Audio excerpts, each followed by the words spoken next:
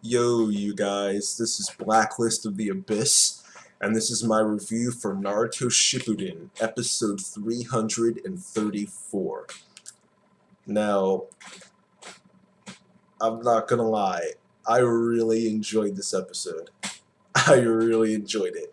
I thought it was great. This stretch of chapters in the manga, I really didn't think they were that good. I didn't enjoy them that much, to be honest, there were only two that I liked in this little mini arc. But the anime is doing a great job at adapting it and making it not boring. Just I'm when it comes to animation, my eye isn't the best. I'm not really good at spotting when animation is bad or good, just because I don't really focus on it that much unless it's like incredibly evident. It's just not something I'm good at. But I really like the way they animated some of the scenes here in this episode, and I'll get to them later. But just overall, I thought the way they adapted the material from the manga was great. Um, this episode focuses mostly on Kabuto versus Sasuke and Itachi. There's some talking throughout the episode, but there's also some fighting. And some of the talk is actually very important. Kabuto starts off by introducing all of his new abilities that he's gotten ever since Orochimaru died. He's gotten abilities from Soigetsu so that he can take his body and just turn it into liquid.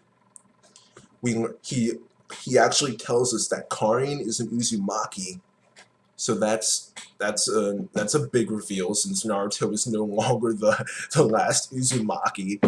He actually has some family left, but we find out that Kabuto has regenerative, recuperative abilities that he got from Karin. And we learn about Jugo and how the curse mark is something that Jugo's clan can do because their bodies have the natural ability to absorb nature energy, and that Kabuto himself went to Ryuchi Cave.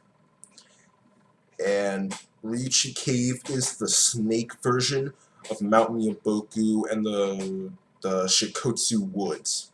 Mount Myoboku is the land of the toads, Shikoku Woods, the land of the slugs, Ryuchi Cave, the land of the white snakes. And we learned that Orochimaru went there before, but he wasn't able to get the techniques he wanted because he didn't have a suitable host body at the time. But Kabuto went there and he did what Orochimaru couldn't do, and he mastered nature energy and sage mode. Okay, so that was the biggest of his power-ups. But this also establishes a link between Jugo's curse mark and sage mode, which is going to be very relevant in the future. And when I say the future, I mean like it just became relevant a couple of weeks ago in the manga. But so don't forget about that. But pretty much throughout all these scenes, Kabuto is just like he turns himself into snakes, and he's going off every which way. Sasuke and Itachi can't figure out which snake is really Kabuto, and he finally comes out. He comes out one of the snake's mouths, and he looks incredibly creepy. It was actually pretty awesome. Kabuto looks incredibly creepy, and it was gross. I loved the way they adapted this. I loved it. For a little bit, we leave Kabuto and Uchiha, and we go to Madara and the Five Kage. And Madara's still trying to figure out whether the Kage want him to use Susanoo or not, but he gets tired of waiting for them. So he answers for them, and he has all 25 of his clones activate Susanoo. And, the other Kages are saying, wow, so we need to fight 5 of these things on our own? We need to go 5 against 1 against freaking 5 Madaras with Susanoo activated? But I actually really liked what happened next. The Tsuchikage stepped up, and he took command, and he said, no, This isn't 5-on-1. This is 25-on-5. We're not going to fight on our own against 5 of these things. We're going to combine our strength, watch each other's backs, and take out all these things together. So I like that. That was really good on his part. He stepped up. He's the oldest one there. He has the most experience, and he showed that when he decided to lead them. So I like that. That was very good. But after that, we go back to Kabuto and Uchiha. Kabuto activates his technique called Sage Art White Extreme Attack. And pretty much what it does is it uses light and sound to pretty much render the Uchiha helpless. Pretty much they were paralyzed, their movements were paralyzed, they couldn't see, they couldn't hear, they couldn't move, they couldn't do anything. And Kabuto's running towards Sasuke and Itachi. That's one of the scenes I liked how they animated. I really liked how they had that background. Kabuto was dark, his eyes were lit up, and he's just going at them and then swaying back and forth. You know, I really liked the way that looked, and that's why I made it my thumbnail for this video. But he's going through all these thoughts in his head on who to attack, Itachi or Sasuke. And in the end, he goes for Sasuke, but Itachi predicts this and puts a stop to it. Then we go into this period of flashback about a time in Sasuke and Itachi's past, which I also liked because it's smart of them to use their past experiences as two brothers in order to develop a strategy without having the need to communicate it.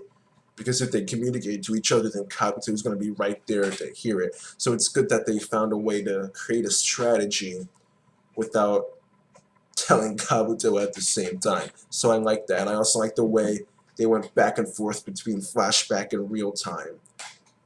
And it just showed how they caught Kabuto off guard. It looked like they were about to get him, but then Kabuto ends up using Sasuke's sword to stab Itachi.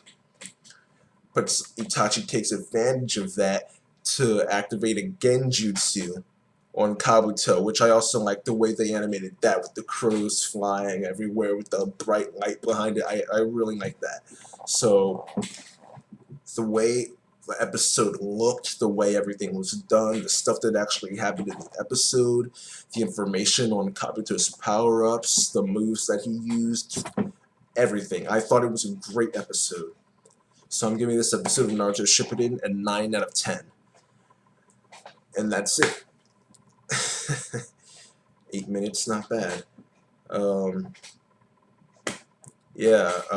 Tomorrow I'm gonna try and get more reviews out. Kill La Kill, Strike the Blood, and maybe Freezing Vibration, maybe. I make no promises. But I have yet another exam on Tuesday, so I need to start studying for that. But I should get a few more reviews out tomorrow. But that's it for now. I'll see you guys next time.